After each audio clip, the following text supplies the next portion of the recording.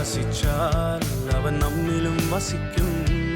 തായ്തണ്ടോടു ചേർന്നു നിൽക്കും ശാഖകൾ പോലെ നൽഫലങ്ങളേകും നാം അബൈഡേഴ്സ്. ദൈവത്തിൽ പ്രത്യാശ അബൈഡേഴ്സ്.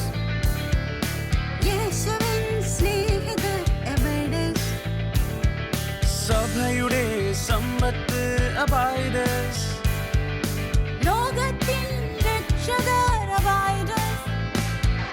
യേശുവിനായി ഉണരാം, ചിന്തിക്കാം, യേശുവിനായി ജീവിതമേകിടാം, യേശുവിൽ പ്രാർത്ഥനയാൽ പ്രവൃത്തികൾ നൽകാം.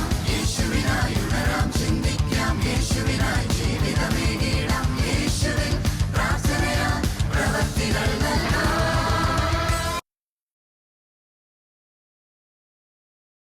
പ്രിയപ്പെട്ടവരെ, കർത്താവിന് ഏറ്റവും പ്രിയങ്കരനായ വ്യക്തിയുടെ പേരാണ് ദാവീദ്. ഇസ്രായേൽ ദൈവജനമാണ്. ദൈവജനത്തിൻ്റെ രാജാവ് ദൈവം തന്നെയാണ്. അതുകൊണ്ട് ചുറ്റുമുള്ള ജനതകൾക്ക് രാജാവുണ്ടായി. കർത്താവ് പറഞ്ഞു, മക്കളെ, നിങ്ങൾക്ക് വേറെ രാജാവിൻ്റെ ആവശ്യമില്ല, ഞാൻ തന്നെയാണ് നിങ്ങളുടെ രാജാവ്. എന്നാൽ അവർ വീണ്ടും മുറവിളി കൂട്ടിയപ്പോൾ രാജാവിനെ കൊടുത്തു. ആ രാജാവ് നന്നായിട്ട് തുടങ്ങിയെങ്കിലും അവസാനം അധപ്പതിച്ചപ്പോൾ ദൈവം ഒരു പുതിയ രാജാവിനെ കണ്ടുപിടിക്കാൻ നോക്കുകയാണ്. ആ രാജാവ് ആരായിരിക്കണം? കർത്താവിൻ്റെ സ്നേഹം കണ്ടോ. ഒരു ബാലനായിരുന്ന ദാവീദിനെ കർത്താവ് ഇസ്രായേൽ ജനത്തിൻ്റെ മുഴുവൻ രാജാവായി അവരോധിക്കുകയാണ്. അവനിൽ ഒരുപാട് സൽഗുണങ്ങളും ഉണ്ടായിരുന്നു. അവൻ ബാലനായിരിക്കുമ്പോൾ തന്നെ പരിശുദ്ധാത്മാവിൻ്റെ അഭിഷേകം സ്വീകരിച്ചു. അവൻ ദൈവാഭിമുഖ്യം വളരെയേറെ ഉള്ളവനായിരുന്നു. ബൈബിളിലെ പ്രധാന പുസ്തകങ്ങളൊന്നായ സങ്കീർത്തനങ്ങൾ പലതും പരിശുദ്ധാത്മാവ് അവനെ കൊണ്ടാണ് എഴുതിച്ചിരിക്കുന്നത്. 2 രാജ്യങ്ങളെ ഒരുമിച്ച് ഭരിക്കാൻ കൽപ്പും കഴിവുമുള്ളവനും ദൈവം വിധിച്ചവനാണ്. അന്ന് ബഹുഭാര്യ സമ്പ്രദായമുള്ള കാലഘട്ടമായിരുന്നു, പ്രത്യേകിച്ച് രാജാക്കന്മാർക്ക്. അതുകൊണ്ട് ദാവീദ് തൻ്റെ രാജ്യഭരണത്തിന് സഹായിക്കാൻ കഴിവുറ്റ നല്ലവരായ അനേക സ്ത്രീകളെ അദ്ദേഹം സ്വീകരിച്ച് ഭാര്യമാരായി അവരോധിച്ചു. ഇസ്രായേൽ ജനത്തെ രക്ഷിക്കാൻ വേണ്ടി ദാവീദ് ജീവൻ പണയം വെച്ച് അനേക യുദ്ധങ്ങളും ചെയ്തിട്ടുണ്ട്. അങ്ങനെ കർത്താവിന് ദാവീദിനെ പറ്റി ഹൈലി പോസിറ്റീവ് അഭിപ്രായം മാത്രമേ ഉള്ളൂ. അങ്ങനെ ഇരിക്കുകയാണ് ദാവീദ് ഒരു ദിവസം യുദ്ധം നടക്കുന്നു. യുദ്ധത്തിന് ക്ഷീണം മാറ്റാൻ റെസ്റ്റ് എടുക്കാൻ വന്നതാണ്. അങ്ങനെ റെസ്റ്റ് എടുക്കുന്ന അവസരത്തിൽ ഒരു പട്ടാളക്കാരൻ്റെ ഭാര്യ പൊതുക്കുളത്തിൽ കുളിക്കാൻ പോകുന്നത് ദാവീദിന് ശ്രദ്ധയിൽപ്പെട്ടു. ആ ദുർബല നിമിഷത്തിൽ ദാവീദിന് ഒരു ദുർമോഹമുണ്ടായി. ആ സ്ത്രീയെ കൊട്ടാരത്തിൽ കൊണ്ടുവന്ന് അവളുമായി പാപം ചെയ്തു, അശുദ്ധ പാപം. തിരുവായ്ക്കെതിർവായില്ല, ആരും എതിർത്തില്ല, ആരും എതിരഭിപ്രായം പറഞ്ഞില്ല. മാസങ്ങൾ കടന്നുപോയി. ആ സ്ത്രീ പ്രസവിക്കാറായി. ഒരു ദിവസം ദൈവം, നീതിമാനായ ദൈവം, കരുണയും വാത്സല്യമുള്ളവനാണ് ദൈവം, അതോടൊപ്പം നീതിമാനും. അതുകൊണ്ട് അവൻ തൻ്റെ പ്രവാചകനായ നാഥാനെ ദാവീദിന്റെ കൊട്ടാരത്തിലേക്ക് അയച്ച് ദാവീദിൽ അതീവ രഹസ്യമായി ചെയ്തിരിക്കുന്ന ഈ അശുദ്ധ പാപത്തിനുള്ള ശിക്ഷ കർശനമായ വാക്കുകളിൽ പ്രഖ്യാപിച്ചു. എന്നെ നിരസിച്ച് ഹിത്യനായ ഊറിയായുടെ ഭാര്യയെ നീ സ്വന്തമാക്കിയതുകൊണ്ട് നിന്റെ ഭവനത്തിൽ നിന്നും വാളൊഴിയുകയില്ല. നിന്റെ കൺമുൻപിൽ വെച്ച് ഞാൻ നിന്റെ ഭാര്യമാരെ അന്യന് കൊടുക്കും. പട്ടാപ്പകൽ അവൻ അവരോടൊത്ത് ശയിക്കും. നീ ഇത് രഹസ്യമായി ചെയ്തു. ഞാനിത് ഇസ്രായേലിന് മുഴുവൻ മുമ്പിൽ വെച്ച് പട്ടാപ്പകൽ ചെയ്യിക്കും. Price the Lord. ദാവീദ് മുൻകൂട്ടി പ്ലാൻ ചെയ്യാതെ തന്നെ പെട്ടെന്നുണ്ടായ വികാരാവേശത്തിൽ ചെയ്തു പോയ ഒരു അശുദ്ധപാപത്തിൻ്റെ ശിക്ഷയാണ് നമ്മൾ കേട്ടത്. ഒന്നാമത്തെ എന്താ? നിന്റെ ഭവനത്തിൽ നിന്ന് ഇനി ഒരിക്കലും വാളൊഴികയില്ല. എന്താ അർത്ഥം? നിന്റെ കുടുംബം യുദ്ധക്കളമായി മാറിയിരിക്കുന്നു. തമ്മിൽ തമ്മിൽ അടി, പരസ്പരം ഒറ്റുകൊടുക്കൽ, പരസ്പരം ഉപദ്രവിക്കൽ. രണ്ടാമത്തെ ശിക്ഷ എന്താ? നിന്റെ ഭാര്യമാരെ നിന്റെ കൺമുമ്പിൽ വെച്ച് ഞാൻ അന്യന് കൊടുക്കും.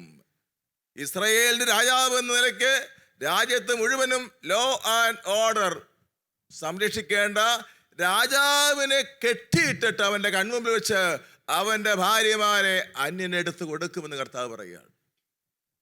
നീ രഹസ്യമായി ചെയ്തത് ഞാൻ പരസ്യമാക്കും, അതിനുവേണ്ടി പട്ടാപ്പകൽ ഞാനിത് ചെയ്യിക്കും. ഇത്രയും കേട്ടതോടെ ഞടുങ്ങി തകർന്ന ദാവീദ് പൊട്ടിക്കരഞ്ഞുകൊണ്ട് പറയുന്ന വാക്കുകളാണ് ഇനി വായിക്കുന്നത്. ദാവീദ് പറഞ്ഞു, ഞാൻ കർത്താവിനെതിരെ പാപം ചെയ്തു പോയി. Praise the Lord. ശ്രദ്ധിച്ചിരിക്കുക. Praise the Lord. ദാവീദിന്റെ നുറുങ്ങിയ ഹൃദയത്തിൽ നിന്ന് വന്ന പശ്ചാത്താപത്തിന്റെ നിലവിളിയാണത്. ദൈവമേ, അങ്ങേക്കെതിരായി ഞാൻ പാപം ചെയ്തു പോയെന്ന് ദാവീദ് പിന്നെ വിസ്തരിച്ച് 51 സങ്കീർത്തനത്തിൽ പറയുന്നുണ്ട്. ആ സങ്കീർത്തനത്തിന്റെ രത്ന ചുരുക്കമാണ് എഴുതി വെച്ചിരിക്കുന്നത്. ദൈവമേ, അങ്ങേക്കെതിരായി ഞാൻ പാപം ചെയ്തു പോയി. യഥാർത്ഥമായ പശ്ചാത്താപ പ്രകടനം. പക്ഷേ ദൈവം ഇളവ് കൊടുക്കുന്നില്ല. പ്രവാചകനിലൂടെ വീണ്ടും ഒരു അടുത്ത ശിക്ഷ പറയാൻ പോവുകയാണ്. അടുത്ത ശിക്ഷ വായിക്കാം. നാഥാൻ പറഞ്ഞു, കർത്താവ് നിന്റെ പാപം ക്ഷമിച്ചിരിക്കുന്നു, നീ മരിക്കുകയില്ല. എങ്കിലും ഈ പ്രവൃത്തി കൊണ്ട് നീ കർത്താവിനെ അവഹേളിച്ചതിനാൽ നിന്റെ കുഞ്ഞു മരിച്ചു പോകും. മോശ വഴി നൽകപ്പെട്ട ദൈവ നിയമം അനുസരിച്ച് വ്യഭിചാരത്തിലുള്ള കുറ്റ വധശിക്ഷയാണ്. മാക്സിമം പണിഷ്മെന്റ് ആണ് വ്യഭിചാരത്തിന്. അതുകൊണ്ടാണ് പറഞ്ഞത്, നീ ഇപ്പോൾ പശ്ചാത്തപിച്ചതിനാൽ നിന്നെ കൊല്ലുന്നില്ല, പക്ഷേ ആരെങ്കിലും മരിക്കണം.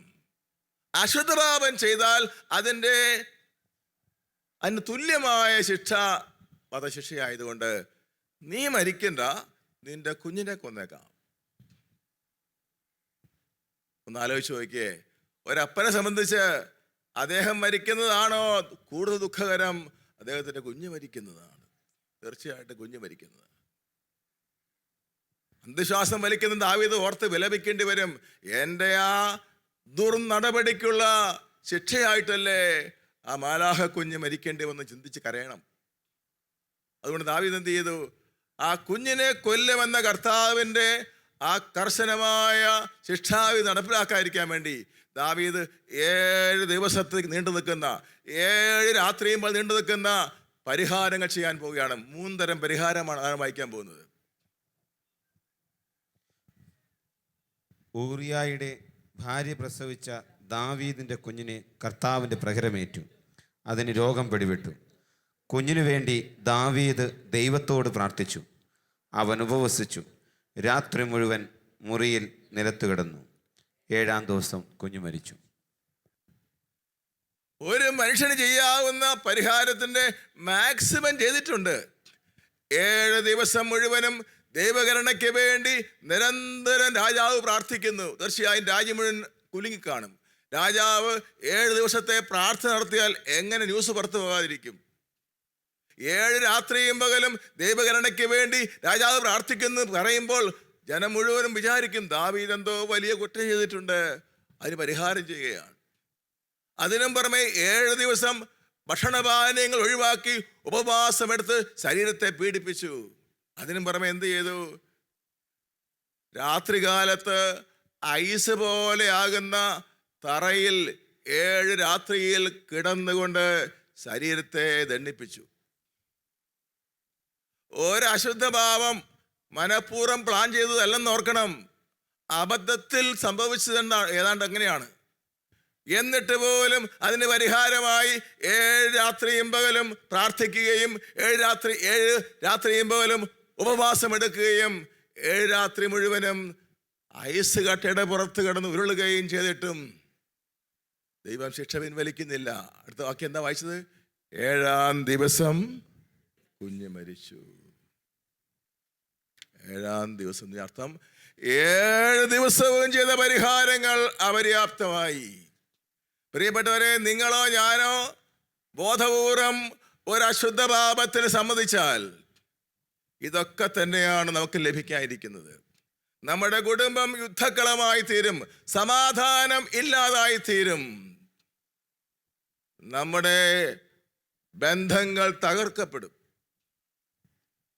അശുദ്ധ പാപത്തിന് അതിൻ്റെതായ കനത്ത ശിക്ഷയുണ്ടാകും. ഇനിയുമുണ്ട് ദാവീദിന് ശിക്ഷ. അടുത്ത വഴി.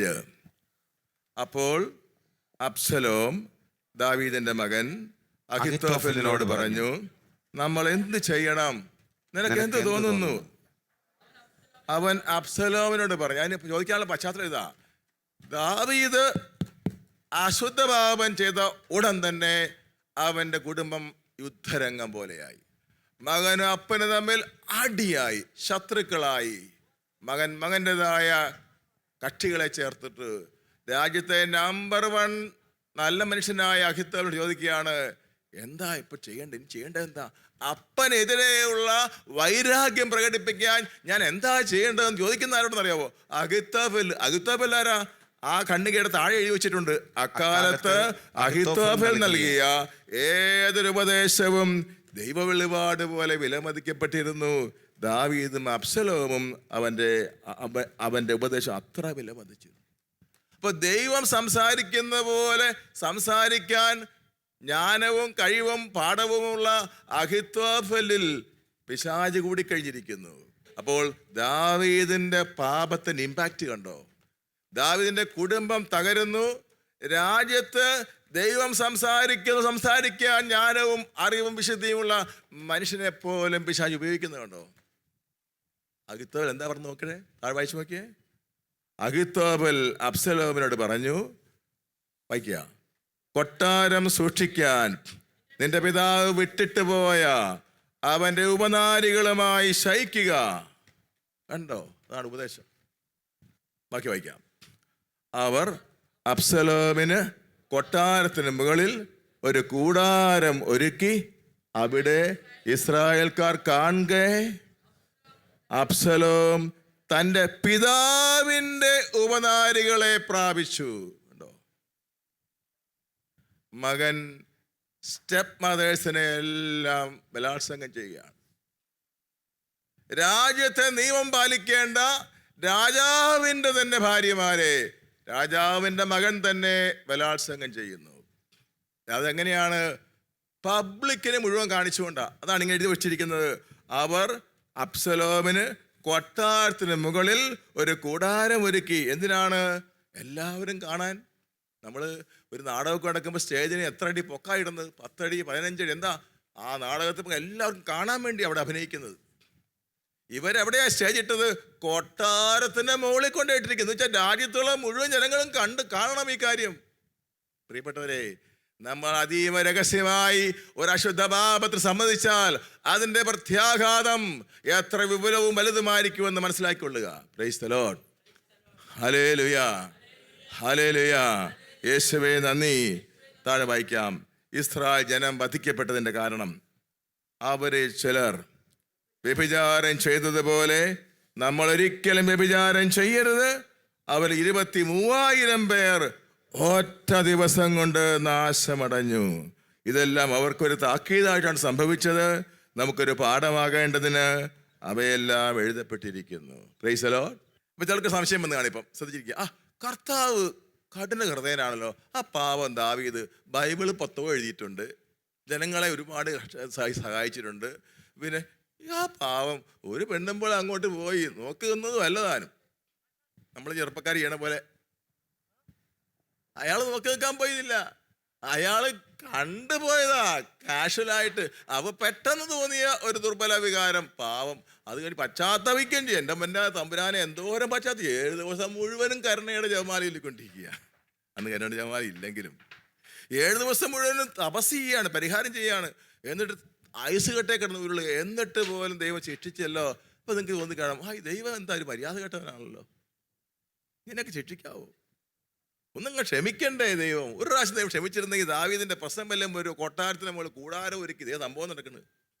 അന്ന് ഇതുപോലെ ടെലിവിഷനൊന്നുമില്ല. അതുകൊണ്ട് കൊട്ടാരത്തിന് ചെയ്തിട്ട് എല്ലാവരും കണ്ടോളാൻ പറഞ്ഞു.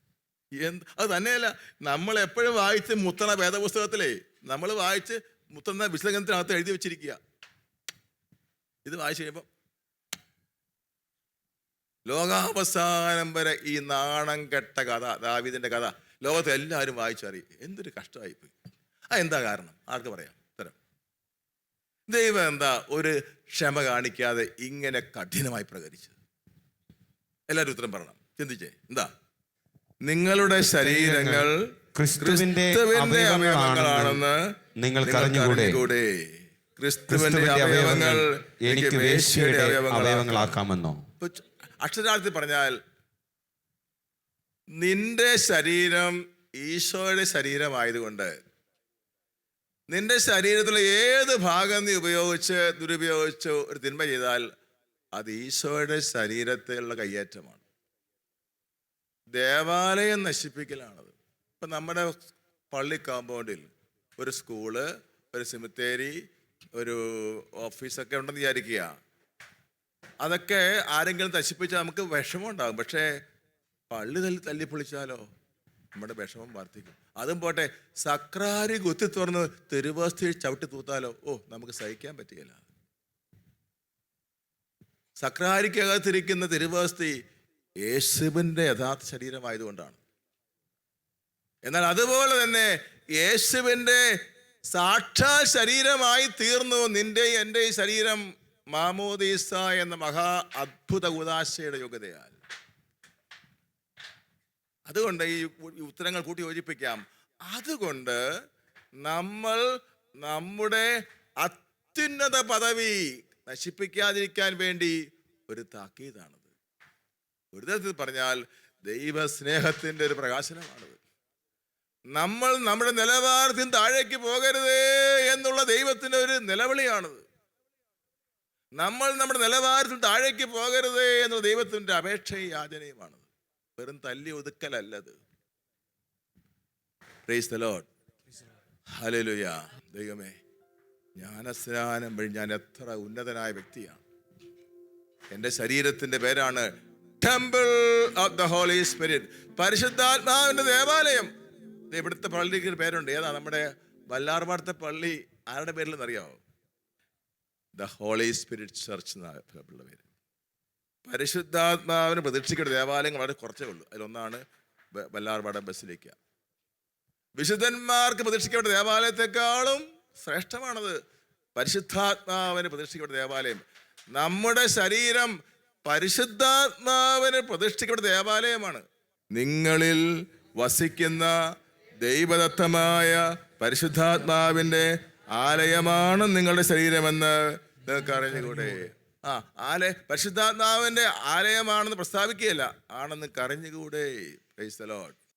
യേശുവിൻ abiders, നന്മ പൂർണ്ണരാം യേശുവിൻ abiders, സ്നേഹയോഗ്യരാം യേശുവിൻ abiders, സത്യസന്ധരാം യേശുവിൻ abiders. ഞാനിപ്പോൾ ഈ ഒരു രീതിയിൽ നിങ്ങളോട് സംസാരിക്കാൻ, അല്ലെങ്കിൽ ദൈവത്തിൻ്റെ സ്നേഹം അറിഞ്ഞ് മനസ്സിലാക്കി എന്നെ ഇവിടെ എത്തിക്കാൻ ഒരു കാരണം എൻ്റെ ഇത്രയും നാളത്തെ ഒരു ജീവിത സാഹചര്യങ്ങൾ കൊണ്ട് മാത്രമാണ്. ഞാൻ ജനിച്ചതും വളർന്നതും ഡൽഹിയിലാണ്. ഞാൻ ജനിക്കുമ്പോൾ എൻ്റെ ഡാഡിക്ക് 56 വയസ്സുണ്ട്, മമ്മിക്ക് 38. അതോടൊപ്പം തന്നെ ഞാൻ ഒറ്റ മോളായതുകൊണ്ട് അവിടെ ഒരു ഒരു റെസ്ട്രിക്ഷൻ, അല്ലെങ്കിൽ ആ ഒരു രീതിയിൽ എന്നെ ഭയങ്കര സ്ട്രിക്റ്റായിട്ട് വളർത്തണം, ആ ഒരു രീതിയിലായിരുന്നില്ല. മമ്മി കുറച്ച് സ്ട്രിക്റ്റ് ആയിരുന്നെങ്കിലും ഡാഡി എപ്പോഴും ഒരു കുഴപ്പമില്ല, കുട്ടിയാണെന്നുള്ള രീതിയിലായിരുന്നു വളർത്തിയത് മൊത്തം. അപ്പം ആ ഒരു ഫ്രീഡം കിട്ടി വളർന്നതുകൊണ്ടും ഒറ്റ മോളായതുകൊണ്ടും കുറച്ച് തരികിട, അല്ലെങ്കിൽ കുറച്ച് എന്തെങ്കിലും കാര്യങ്ങളൊക്കെ വരുമ്പോൾ വേഗം ദേഷ്യപ്പെടൽ, ആ ഒരു രീതിയിലുള്ള സ്വഭാവമായിരുന്നു. അപ്പോൾ ഡാഡിക്കാണെങ്കിൽ പോലും ഇപ്പോൾ ഈ 56 വയസ്സുള്ള സമയത്ത് ഞാൻ ജനിക്കുമ്പോൾ ഡാഡിക്ക് ഷുഗർ, BP, കൊളസ്ട്രോൾ അങ്ങനത്തെ കുറേ അസുഖങ്ങളുണ്ടായിരുന്നു. അപ്പോൾ ആ ഒരു രീതിയിൽ എന്ത് കുഞ്ഞു കുഞ്ഞു കാര്യങ്ങൾ വന്നാലും ഡാഡിക്ക് ഇച്ചിരി ദേഷ്യം കയറൽ, അല്ലെങ്കിൽ BP കൂടുമ്പോൾ ആശുപത്രിയിൽ കൊണ്ടുപോകൽ, അതൊക്കെ ഭയങ്കര സാധാരണമായിട്ടായിരുന്നു എൻ്റെ ജീവിതത്തിൽ നടന്നിരുന്നത്. അപ്പം മമ്മി ആണെങ്കിൽ പോലും ഞാൻ ജനിക്കുമ്പോൾ മമ്മിക്ക് ജസ്റ്റേഷൻ ഡയബറ്റീസ് വന്നു. മമ്മി പക്ഷേ ഡാഡീനെ കെയർ ചെയ്യാനും ഡാഡിക്ക് വേണ്ടി കൂടുതൽ ടൈം സ്പെൻഡ് ചെയ്യാൻ നിന്നപ്പോഴത്തേക്കും മമ്മിയുടെ ആരോഗ്യത്തെക്കുറിച്ച് മമ്മി ആദ്യം കെയർ ചെയ്യാൻ, അല്ലെങ്കിൽ മമ്മിക്ക് വേണ്ടി ഒരു ടൈം മമ്മി മാറ്റി വെക്കാൻ മറന്നു പോയിട്ടുണ്ടായിരുന്നു. അപ്പോൾ അങ്ങനെ എനിക്ക് 6 വയസ്സുള്ളപ്പോഴാണ് മമ്മിക്ക് ടൈഫോയിഡ് വരുന്നതും, പിന്നെ അതോടൊപ്പം തന്നെ കുറേ വേറെ അസുഖങ്ങൾ അതിൻ്റെ ഇതായിട്ട് കൂടുതൽ കൂടുതൽ ഗൗരവമുള്ള അസുഖങ്ങളായിട്ട് അത് മാറുകയും ചെയ്തത്. എനിക്ക് 10 വയസ്സുള്ളപ്പോഴാണ് മമ്മിക്ക് ജസ്റ്റേഷൻ ഡയബറ്റീസിൻ്റെ ഒരു മൂർധന്യാവസ്ഥയിലെത്തി. ഷുഗറും അത് കിഡ്നിക്ക് എഫക്റ്റ് ചെയ്യുകയും അതോടൊപ്പം തന്നെ അതിൽ കിഡ്നി ഫെയിലിയറായിട്ട് അത് മാറുകയും മമ്മിക്ക് ഓൾ ഇന്ത്യ മെഡിക്കൽസിലായിരുന്നു ഇൻസ്റ്റിറ്റ്യൂട്ടിലായിരുന്നു മമ്മീനെ അഡ്മിറ്റ് ചെയ്തത്. പക്ഷേ അവിടെ നിന്നും ഒരു ലാസ്റ്റ് ഹോപ്പ് പോലും നഷ്ടപ്പെട്ട് മമ്മീനെ വീട്ടിൽ കൊണ്ടുവന്ന് മമ്മി അവിടെ മരണപ്പെടുകയാണ് ചെയ്തത്. അത് കഴിഞ്ഞിട്ട് മമ്മി പോയതിന് ശേഷം ഡാഡി കൂടെ ഉള്ള ഒരു ധൈര്യമായിരുന്നു. ഡാഡി ആണെങ്കിലും നല്ലൊരു വിശ്വാസിയായിരുന്നു. പക്ഷേ എന്താ പറയുക, പള്ളിയിൽ പോകണം അല്ലെങ്കിൽ കുടുംബ പ്രാർത്ഥന ആ ഒരു രീതിയിൽ വലുതായിട്ട് ഒരു എന്താ പറയുക ഇമ്പോർട്ടൻസ് കൊടുത്തിരുന്നില്ല. അപ്പോൾ ഞാനാണെങ്കിലും ഒരു സെക്യുലർ മൈൻഡായിട്ടായിരുന്നു ജീവിച്ചതും. എല്ലാം ഒറ്റ ഡാഡീൻ്റെ ഒരു രീതിയിൽ നമ്മൾ മനുഷ്യർക്ക് വേണ്ടി നന്മ ചെയ്യുക, ദൈവം എല്ലാം ഒന്നല്ലേ എന്നുള്ള രീതിയിലുള്ള ഒരു ചിന്താഗതിയായിരുന്നു. അപ്പോൾ അതുകൊണ്ട് എനിക്കാണെങ്കിലും പള്ളിയിൽ പോകണം എന്നുള്ളതുണ്ട്. പക്ഷേ അടിത്തറയായിട്ടുള്ള ഒരു നല്ല വിശ്വാസം അല്ലെങ്കിൽ ഒരു നല്ല സ്ട്രോങ് ഫെയ്ത്ത് എനിക്കുണ്ടായിരുന്നില്ല. മമ്മി നല്ല കരസ്മാറ്റിക് ആയിരുന്നു. അതുകൊണ്ട് ചിലപ്പോൾ ആ ഒരു ദൈവകൃപയാലായിരിക്കും ദൈവം എന്നെ ഇതുവരെയും കൈവിടാതെ പിടിച്ചിരുന്നത്. അങ്ങനെ മമ്മി മരിച്ചു ഒരു 6 വർഷത്തോളം ഡാഡീൻ്റെ ഒപ്പം തന്നെയായിരുന്നു ഡൽഹിയിൽ. 6 വർഷം കഴിഞ്ഞ് ഡാഡിക്ക് 25 വയസ്സ് തുടങ്ങി ഒരു 27 വർഷത്തോളം ഡാഡിക്ക് ഷുഗറും ബിപിയും കൊളസ്ട്രോളും ഒക്കെ ആയിരുന്നതുകൊണ്ടും ഡാഡിയുടെ ഹെൽത്തും ഭയങ്കരമായിട്ട് ഡിറ്റോറിയേറ്റ് ചെയ്യാൻ തുടങ്ങി. ഭയങ്കരമായിട്ട് പ്രോബ്ലംസ് കൂടി. ഡാഡിക്കും റീനൽ ഫെയിലിയർ ആയിട്ട് ഡാഡി എനിക്ക് 16 വയസ്സുള്ളപ്പോൾ ഡാഡി മരിക്കുന്നത്. അങ്ങനെ ആ ഒരു സമയത്താണ് എന്താ പറയുന്ന ഒരു അങ്ങോട്ടും ഇങ്ങോട്ടും ഇല്ല ജീവിതം ഇപ്പോൾ ഇവിടെ വെച്ച് എന്താണെന്നുള്ള ഒരു ക്വസ്റ്റ്യൻ മാർക്ക് വന്നത്. അത്രയും നാളും ഞാൻ പഠിക്കാൻ വലിയ എന്താ പറയുന്ന നല്ലൊരു കുട്ടിയൊന്നും ആയിരുന്നില്ല. 7ാം ക്ലാസ്സിലൊക്കെ തോറ്റു. അത് കഴിഞ്ഞിട്ട് പിന്നെ 10ാം ക്ലാസ് ആയപ്പോഴാണ് ഇങ്ങോട്ട് വന്നത്. അപ്പോൾ പഠിക്കണം, അല്ലെങ്കിൽ ഡാഡി ഉണ്ടല്ലോ പഠിക്കേണ്ട ആവശ്യമില്ല, നമുക്കൊരു ധൈര്യമായിരുന്നു ഡാഡി എന്നുള്ളത്. പക്ഷേ അത്രയും നാൾ അത് കഴിഞ്ഞ ശേഷം പഠിക്കണം, ഇനി എന്താണ് ജീവിതത്തിൽ മുന്നോട്ടെന്നുള്ളൊരു ചോദ്യം വന്നു കഴിഞ്ഞപ്പോഴാണ് ഞാൻ പഠിക്കാൻ തുടങ്ങിയത്. അങ്ങനെ +2 നല്ല മാർക്കോടെ പാസ്സാവാൻ പറ്റി. ഡിഗ്രിക്ക് ചേർന്നു. ഡിഗ്രിക്കാണെങ്കിലും നല്ല രീതിയിൽ തന്നെ മുന്നോട്ട് പോകാനും പറ്റി. നല്ല എനിക്ക് എന്താ പറയുന്ന ഞാൻ ഒട്ടും പ്രതീക്ഷിക്കാത്ത തരത്തിലായിരുന്നു ദൈവം എന്നെ മുന്നോട്ട് കൊണ്ടുപോയിക്കൊണ്ടിരുന്നത്. ഇപ്പം എന്തെങ്കിലും പ്രശ്നങ്ങൾ ഉണ്ടാവുന്ന സമയത്ത് ഇപ്പം ഞാൻ എൻ്റെ മമ്മിയുടെ വീട്ടിലായിരുന്നു 10ാം ക്ലാസ് തൊട്ട് +2 വരെ നിന്നിരുന്നത്. അവിടെ എല്ലാ കാര്യങ്ങളും നല്ല രീതിയിൽ തന്നെ നല്ല വിശ്വാസത്തിൽ എന്നെ വളർത്താൻ എൻ്റെ മമ്മിയുടെ ആങ്ങളെയും കുടുംബവും സഹായിച്ചു.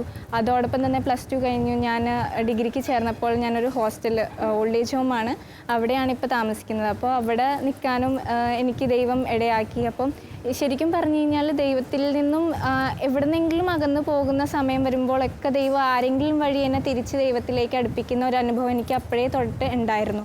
അത് കഴിഞ്ഞ് ഞാൻ ഡിഗ്രിക്ക് ചേർന്ന് കഴിഞ്ഞപ്പോൾ ഫസ്റ്റ് ഇയർ ആയപ്പോൾ എനിക്ക് പൈലോണിഡൽ സൈനസ് എന്ന് പറഞ്ഞൊരു പ്രോബ്ലം വന്നു. അത് നമ്മുടെ നട്ടലിന് അറ്റത്തായിട്ട് ഒരു കുഞ്ഞ് തടിപ്പാണ്. പക്ഷെ അത് ഭയങ്കര പെയിൻഫുള്ളാണ്. നമുക്ക് ഇരിക്കാനോ കിടക്കാനോ ഒന്നും പറ്റത്തില്ല. അങ്ങനെ ഒരു പ്രോബ്ലം വന്ന് അതിനെ സർജറി ചെയ്തു. സർജറി അതിൻ്റെ ഓപ്പൺ സർജറിയാണ്. അപ്പോൾ നമുക്ക് സ്റ്റിച്ച് ചെയ്യാത്ത കൊണ്ട് നല്ല രീതിയിൽ എന്താ പറയുന്ന അത് ഉണങ്ങാനൊക്കെ കുറേ ടൈം എടുക്കും. അത് 1-2 വർഷം എന്തായാലും നമുക്ക് റിക്കവർ ചെയ്യാൻ ടൈം എടുക്കുന്നത് കൊണ്ട് എനിക്ക് ഓടാനോ ചാടാനോ ഒന്നും പറ്റില്ലായിരുന്നു. കൂടുതൽ നേരം ബെഡ് റെസ്റ്റ് അങ്ങനെ ഒരു സിറ്റുവേഷനിലൂടെയാണ് പോയത്. അപ്പം ഞാൻ +2 നല്ല മാർക്കോടെ ജയിച്ചത് കൊണ്ട് എനിക്ക് പഠിക്കണം എന്ന് ഭയങ്കര ആഗ്രഹമായിരുന്നു. പക്ഷേ ഈ ഒരു കാര്യം വന്നു കഴിഞ്ഞപ്പോഴത്തേക്കും ഞാൻ ആകെ എനിക്ക് എന്താണ് ചെയ്യേണ്ടത്, എൻ്റെ എന്താ പറയുക വെള്ളത്തിൽ വരച്ച വര പോലെ ആയിപ്പോയി, ജീവിതം പോലും തോന്നിപ്പോയി. പക്ഷേ ദൈവത്തിനൊരു പ്ലാൻ ഉണ്ടായിരുന്നു. ഞാനപ്പോൾ എപ്പോഴും ആലോചിക്കായിരുന്നു ഈ കോളേജിൽ നിന്ന് ഞാൻ ഇറങ്ങുമ്പോൾ ഔട്ട്സ്റ്റാൻഡിങ് സ്റ്റുഡൻറ്റ് അവാർഡ് മേടിച്ചിട്ട് ഇറങ്ങണം എന്ന് ഭയങ്കര ഒരു ആഗ്രഹമായിരുന്നു ഫസ്റ്റ് ഇയർ തൊട്ട്. പക്ഷേ ഇങ്ങനെ ഒരു സിറ്റുവേഷൻ വന്നു കഴിഞ്ഞപ്പോഴത്തേക്കും എനിക്ക് ആ ഒരു സ്വപ്നങ്ങളൊക്കെ വെറുതെ നശിഞ്ഞു പോയൊരു അവസ്ഥ അല്ലെങ്കിൽ തോന്നൽ വരാൻ തുടങ്ങി. എന്നാലും ദൈവത്തിൻ്റെ കരങ്ങൾ എൻ്റെ ജീവിതത്തിൽ നിന്നുള്ളൊരു വിശ്വാസത്തിൽ മുന്നേറി. അങ്ങനെ 3rd ഇയർ പാസ്സായപ്പോഴും എല്ലാ സബ്ജക്റ്റിലും നല്ല മാർക്കോടെ വിജയിച്ച് ഔട്ട്സ്റ്റാൻഡിങ് സ്റ്റുഡൻറ്റ് അവാർഡ് മേടിച്ചിട്ട് തന്നെയാണ് എൻ്റെ ദൈവം എന്നെ അവിടുന്ന് കോളേജിൽ നിന്ന് പുറത്തേക്ക് വിട്ടത്. അപ്പോൾ ആ ഒരു രീതിയിൽ നമ്മൾ അസാധ്യമെന്ന് വിചാരിക്കുന്ന കാര്യങ്ങൾ പോലും ദൈവത്തിന് സാധ്യമായി തീർക്കാൻ പറ്റുമെന്നുള്ളൊരു വിശ്വാസം അപ്പോഴേ തൊട്ടു എൻ്റെ ജീവിതത്തെ കൂടുതൽ സന്തോഷപരമായും എന്ത് വന്നാലും ദൈവം കൂടേണ്ടെന്നുള്ളൊരു വിശ്വാസത്തിൽ ഇനിയും ജീവിക്കണം, എന്തായാലും ദൈവത്തിന് വേണ്ടി ജീവിക്കണം എന്നുള്ളൊരു രീതിയിൽ ബാക്കിയുള്ളവർക്ക് നന്മ ചെയ്യാനും അതോടൊപ്പം തന്നെ ഒരു ചെറിയ രീതിയിലാണെങ്കിലും മറ്റുള്ളവർക്ക് സഹായമായി മാറാനും ഉള്ളൊരു പ്രചോദനം എനിക്ക് കിട്ടി തുടങ്ങിയത് ആ ഒരു സമയം തൊട്ടായിരുന്നു. അങ്ങനെ ഡിഗ്രി കഴിഞ്ഞു. ഞാൻ മോണ്ടിസോറി ടീച്ചേഴ്സ് ട്രെയിനിങ് കോഴ്സിന് കയറി. അപ്പോൾ ഒരു 1.5 വർഷം അവിടെ ഞാൻ പഠിച്ചു. ആ ഇൻസ്റ്റിറ്റ്യൂട്ടിൽ തന്നെ ജോലി ചെയ്തു. അവിടെ ജോലി ചെയ്യുന്ന സമയത്ത് ഈ പൈലോണീഡിയൽ സൈനസിൻ്റെ സെക്കൻഡ് അക്കറൻസ് വന്നു. റീഅക്കറൻസ് ആകുമ്പോഴത്തേക്കും അതിന് ഭയങ്കര സീരിയസ് കോൺസിക്വൻസസ് ഉണ്ട്. വെച്ചാൽ നമ്മൾ ഇപ്പോൾ ഏതെങ്കിലും ഒരു എന്താ പറയുക ഈ ഒരു അസുഖത്തിൻ്റെ തന്നെ ഒരു രണ്ടാമത്തെ കുറച്ചും കൂടി മേജർ രീതിയിലായിരിക്കും അത് വരുന്നത്. അപ്പോൾ ഡോക്ടറിനെ കാണിച്ചപ്പോഴത്തേക്കും ഡോക്ടർ പറഞ്ഞു അത് നമ്മൾ ഓപ്പറേറ്റ് ചെയ്ത് ആ ഒരു ഓർഗൻ തന്നെ അവിടെ നിന്ന് എടുത്ത് മാറ്റണം, എന്നാലേ ഈ പ്രോബ്ലം വരാതിരിക്കുള്ളൂ എന്ന് പറഞ്ഞു. അങ്ങനെ ഇരുന്ന സമയത്താണ് ശരിക്കും ഇനി എന്താണ് എനിക്ക് ഈ ഒരു ഓർഗൻ മാറ്റിക്കണം, ഈ ഒരു പ്രോബ്ലം ആദ്യം സർജറി ചെയ്ത് കഴിഞ്ഞപ്പോൾ തന്നെ എനിക്ക് ഭയങ്കര എന്താ പറയുക 3 വർഷം മുമ്പായിരുന്നു ആ സർജറി. അപ്പോൾ തന്നെ എനിക്ക് 1.5 വർഷം 2 വർഷം ഈ ഒരു കാര്യത്തിന് വേണ്ടി മാത്രം എൻ്റെ ലൈഫ് ഇച്ചിരി സ്റ്റോപ്പായി പോയ പോലെ തോന്നിയായിരുന്നു. അപ്പോൾ ഈ ഓർഗൻ മാറ്റി വെക്കുമ്പോഴത്തേക്കും അത് എത്രത്തോളം അതിൻ്റെ ലൈഫിനെ എഫക്റ്റ് ചെയ്യും, അല്ലെങ്കിൽ എൻ്റെ ഫ്യൂച്ചർ എന്തായിരിക്കും എന്നുള്ളൊരു ചോദ്യം ഭയങ്കരമായിട്ട് എനിക്ക് എന്നോട് തന്നെ ചോദിച്ച് പോകുന്നൊരവസ്ഥയായിരുന്നു. ദൈവം കൂടെ ഉണ്ടെങ്കിൽ പോലും ഒരു മാനസികമായ ചിന്ത എൻ്റെ മനസ്സിൽ വന്നിരുന്നത്. ഞാൻ 2 വർഷം മുമ്പാണ് അബൈഡ് 23 കൂടുന്നത്. ആ സമയത്ത് എനിക്ക് റീഅക്കറൻസ് വന്ന് എനിക്ക് സെയിം സിറ്റുവേഷൻ ആയിരുന്നു. ഇരിക്കാൻ പറ്റില്ല, കുറച്ച് സെഡേറ്റീവ്സും പെയിൻ കില്ലേഴ്സും തന്നായിരുന്നു ഡോക്ടർ എന്നെ വിട്ടത്. അപ്പം ഞാൻ എൻ്റെ ഡോക്ടറിൻ്റെ അടുത്ത് പോയപ്പോൾ ഡോക്ടർ പറഞ്ഞു സർജറി ചെയ്യാതെ വേറൊരു മാർഗ്ഗമില്ല, എത്രയും വേഗം സർജറി വേണമെന്ന് പറഞ്ഞിട്ടുണ്ടായിരുന്നു ഇരുന്നത്. ഞാൻ നിൽക്കുന്ന ഹോസ്റ്റലിൻ്റെ സിസ്റ്റർമാർ എൻ്റെ കൂടെ വന്നിരുന്നു. അപ്പോൾ സിസ്റ്റർമാർ പറഞ്ഞു നമുക്ക് നോക്കാം എന്നത്തേക്കാണ് നമുക്ക് ചെയ്യാൻ പറ്റുന്നുള്ളൊരു ഡേറ്റ് വരെയും ഫിക്സ് ചെയ്യുന്ന ഒരു രീതിയിൽ എത്തിയായിരുന്നു. പക്ഷെ ഞാനപ്പോൾ പറഞ്ഞു സിസ്റ്റർമാരോട്, ദൈവമാണ് എന്നെ സൃഷ്ടിച്ച ഓരോ അവയവവും ദൈവത്തിൻ്റെ ദാനമാണ്, അവിടെ നിന്ന് എന്നെ നോക്കിക്കോളും, നമുക്കത് ധ്യാനം കൂടി കഴിഞ്ഞിട്ട് നമുക്ക് നോക്കാം എവിടെ ഏത് സർജറി എങ്ങനത്തെ വേണം, ഏത് ഹോസ്പിറ്റലിലായിരിക്കണം എന്നുള്ളത്. അപ്പോൾ അങ്ങനെ ഒരു രീതിയിൽ ചിന്തിച്ച് കഴിഞ്ഞപ്പോഴാണ് ഞാൻ ഇവിടെ എത്തി. ഇവിടെ വന്ന് ആദ്യത്തെ ദിവസം ഒക്കെ ഇവിടെ നിന്ന് പ്രാർത്ഥിക്കുന്ന സമയത്ത് ഇരിക്കാനൊക്കെ ഭയങ്കര പേടിയെന്ന് വെച്ചാൽ ഒരു 3/4 മണിക്കൂറിൻ്റെ ക്ലാസ്സൊക്കെ ആയിരിക്കും. അപ്പോൾ അവിടെ ഇരുന്ന് ആ ഒരു പെയിൻ വന്നു കഴിഞ്ഞാൽ എന്ത് ചെയ്യും, കിടക്കാൻ പറ്റില്ലല്ലോ എന്നുള്ളൊരു രീതിയിൽ എനിക്ക് ചിന്താഗതികൾ വന്നു കഴിഞ്ഞപ്പോഴും ഞാൻ ദൈവത്തിൻ്റെ മുമ്പിൽ ഇരുന്ന് പ്രാർത്ഥിച്ചോളൂ, കർത്താവേ നിനക്ക് എന്താണ് എന്നിലൂടെ ഉള്ള പ്ലാൻ അത് നീ പ്രാവർത്തികമാക്കുക. അത് മാത്രമായിരുന്നു എൻ്റെ ഈ ഒരു വിശ്വാസം. എന്നെ ഇവിടെ വരെ നീ എന്നെ ഇവിടെ എത്തിച്ചിട്ടുണ്ടെങ്കിൽ ആ വിശ്വാസത്തിലൂടെ തന്നെ എന്നെ നീ പൂർണ്ണമായി സൗഖ്യപ്പെടുത്തണം എന്നും പറഞ്ഞിട്ട് ഇവിടെ നമുക്ക് ആദ്യത്തെ ദിവസം തന്നെ ശുശ്രൂഷകളിൽ ഒരു ശുശ്രൂഷയാണ് നമുക്ക് ദിവ്യകാരുണ്യം എഴുന്നള്ളിച്ച് പ്രദക്ഷിണം. നമുക്ക് ഈ ധ്യാനത്തിൻ്റെ സമയത്ത് തന്നെ രാത്രിയിൽ ദിവ്യകാരുണ്യ പ്രദക്ഷിണം ഉണ്ടാവാറുണ്ട്. അപ്പോൾ ആ പ്രദക്ഷിണത്തിൻ്റെ സമയത്ത് ഞാൻ ഈശോനോട് പറഞ്ഞു, ഈശോ എന്നെ ജസ്റ്റ് അപ്പോൾ എല്ലാവരും ഇങ്ങനെ ഈശോ അടുത്ത് വരുന്നു, അല്ലെങ്കിൽ ആ വരുന്ന സമയത്ത് ഈശോനെ തൊട്ട് സൗഖ്യപ്പെടുത്തിയ കാര്യങ്ങൾ വരെ നമുക്ക് ബൈബിളിൽ സാക്ഷ്യപ്പെടുത്തിയിട്ടുണ്ട്. ആ ഒരു സാക്ഷ്യം വിശ്വസിച്ച് ഞാൻ പറഞ്ഞു, കർത്താവേ നീ എന്നെ തൊട്ടില്ലെന്നൊന്നും ഞാൻ ആഗ്രഹിക്കുന്നില്ല, ഞാൻ ആലോചിക്കുന്നില്ല, പക്ഷേ നീ എന്നെ ഇവിടെ ഒരു സാക്ഷ്യപ്പെടുത്താനുള്ള ഒരു അവസരം എനിക്ക് നൽകണം. വേറെ ഒന്നും വേണ്ട, എനിക്ക് അവിടെ മുമ്പിൽ ചെന്ന് 4 ആൾക്കാരുടെ മുമ്പിൽ നിൻ്റെ പേര് പ്രഘോഷിക്കണം, അല്ലെങ്കിൽ നിനക്ക് വേണ്ടി ഒരു സാക്ഷിയായി മാറണം എന്നുള്ളൊരു പ്രാർത്ഥനയായിരുന്നു. അത് കഴിഞ്ഞിട്ട് പിന്നെ ഇതുവരെ ആ വേദന രണ്ടാമത് വന്നിട്ടില്ല. അങ്ങനെ ഒരു എന്താ പറയുക അത്രയും വേദനകൾ സർജറി അല്ലെങ്കിൽ ഇനി ആ ഓർഗൻ മാറ്റി വെക്കണം എന്നുള്ള രീതിയിൽ വരെയും എൻ്റെ എന്താ പറയുന്ന സിറ്റുവേഷൻ വേഴ്സ് ആയിട്ടുണ്ടായിരുന്നെങ്കിൽ പോലും കർത്താവിന് അസാധ്യമായി യാതൊന്നുമില്ലാന്ന് ഈ ഒരു നിമിഷം വരെ വിശ്വസിക്കാൻ പറ്റിയത് അതുകൊണ്ടാണ്. അങ്ങനെ ഞാൻ ഇവിടെ ഈ ഒരു അബൈഡ് മിനിസ്ട്രിയിൽ ഞാൻ അംഗമായി. ഇവിടെ ഹോം മിഷൻ, പിന്നെ അതോടൊപ്പം തന്നെ നമുക്ക് നൈറ്റ് വിജിൽ, ഈ 2 കാര്യത്തിലൂടെ ഇപ്പോൾ ധ്യാനം കൂടി നമ്മൾ പല സ്ഥലത്ത് ധ്യാനം കൂടും, പക്ഷേ ആ ധ്യാനം കൂടി കഴിയുമ്പോഴേക്കും നമ്മൾ കുറച്ച് നാൾ കഴിയുമ്പോൾ വീണു പോകാൻ സാധ്യതകളുണ്ട്. പക്ഷെ അത് വീഴാതെ ഇരിക്കാൻ വേണ്ടി നമുക്ക് ഇവിടെ നിന്ന് ഒരു എന്താ പറയുക ഒരു ഓപ്പർച്യൂണിറ്റി തരുന്നതാണ് ഈ അബൈഡ് ചിറ്റൂർ ധ്യാന കേന്ദ്രം. നമുക്ക് എങ്ങനെയാണ് നമ്മളുടെ ആ ഒരു വിശ്വാസവും നമ്മുടെ വിശുദ്ധിയും കാത്തുപാലിക്കാൻ വേണ്ടിയുള്ള ഓരോരോ നമുക്ക് വഴികളായിട്ട് തുറന്നിരിക്കുന്നത് നൈറ്റ് വിജിലും ഹോം മിഷനും. അങ്ങനെ നൈറ്റ് വിജിലിന് വന്ന് സാറ്റർഡേയ്സ് നൈറ്റ് വിജിലിന് വന്ന് നമുക്ക് എല്ലാം നമ്മുടെ ഒരു പ്രായത്തിലുള്ള എല്ലാം യുവജനങ്ങൾ ഒരുമിച്ച് ദൈവത്തെ സ്തുതിക്കുവാനും ഒരു കുടുംബമായി മുന്നോട്ട് പോകാനും സഹായിച്ച ഒരു നല്ലൊരു അവസരമായിരുന്നു ശരിക്കും നൈറ്റ് വിജിൽ. ഹോം മിഷനിലൂടെ പല കുടുംബങ്ങളിലേക്ക് നമ്മൾ പോയി ദൈവത്തെ പ്രഘോഷിക്കുന്നു. ഒരു ഞായറാഴ്ച നമ്മൾ ഒരു ഇടവക ചെല്ലുന്നു, അവിടുത്തെ വികാരി അച്ഛനും യൂണിറ്റ് അംഗങ്ങളും ഒക്കെ ഒരുമിച്ചോ 2 പേര് വീതം അപ്പോസ്തലന്മാർ ചെന്ന രീതിയിൽ ഞങ്ങൾക്ക് പോകാൻ വേണ്ടി എന്താ പറയുന്ന ആ ഒരു മുന്നോട്ട് ദൈവത്തിന് വേണ്ടി നമ്മളൊരു സാക്ഷ്യപ്പെടുത്താൻ വേണ്ടി ഒരു അവസരമാക്കി ചിറ്റൂർ ധ്യാന കേന്ദ്രം നമുക്കിത് നൽകിയിട്ടുണ്ട്.